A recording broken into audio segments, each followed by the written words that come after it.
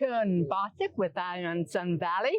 I'm here today with Kelly Brown, who has brought flamenco to the Wood River Valley. Kelly Brown has been with Idaho Dance Theater. She's worked as a professor at BSU, teaching dance.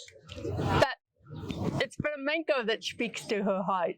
Kelly, how did you get so enamored with flamenco? I was dancing professionally, as you said, with Idaho Dance Theater, and I was looking for something a little bit different, a different way to explore dance. And I happened to find out about a teacher, my maestra, Juliana Thomas, that had also grown up here in the state, but had lived in Spain for a number of years and studied flamenco. And I thought, I really am interested in it. I had seen it a little bit, but didn't know a lot about it. And once I started taking classes, that was it. And this is 9 years later, and all I do is flamenco. I teach flamenco and dance flamenco, and I'm very, very lucky. We have a small community here in the state. There's a few people, and our group Cuadro Nuevo is going to be performing today. All right.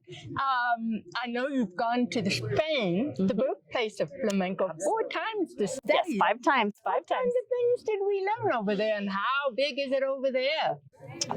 Flamenco is huge. Flamenco obviously is from Spain, and the southern part of Spain, it's called the Andalusian region, and the Gitano people were the ones that created and cultivated this art form. And it's not only dancing, it is singing, it is guitar, it is dancing also mixed in. And the unique thing that I love about flamenco that I haven't experienced in other dance forms is that the dancers are also musicians.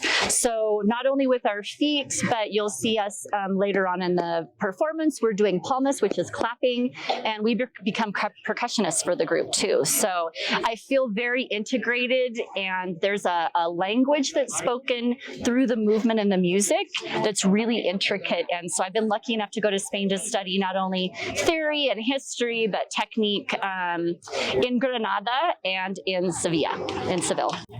And when did flamenco start? Well, that's an interesting question, because flamenco, like other cultural forms, is an oral tradition. And so they think that there were records as far back of the cante, which is the singing, and the guitar playing back into the 1600s. But kind of what we see now as flamenco has really developed in the late 1800s and early 1900s into what are called tablao performances. When you go to Spain, they're in these little small restaurants, and you have a drink and you watch the flamenco dancers. And of course, in the neighborhoods, it's been there, you know, in some of the poorest neighborhoods. Now, I know you're going to teach us a few steps. I am. And then you're going to perform. What should we be watching for? What are a couple things to key into? That's a great question. I would watch for the whole group coming to these silent moments and building up together and then coming down. That's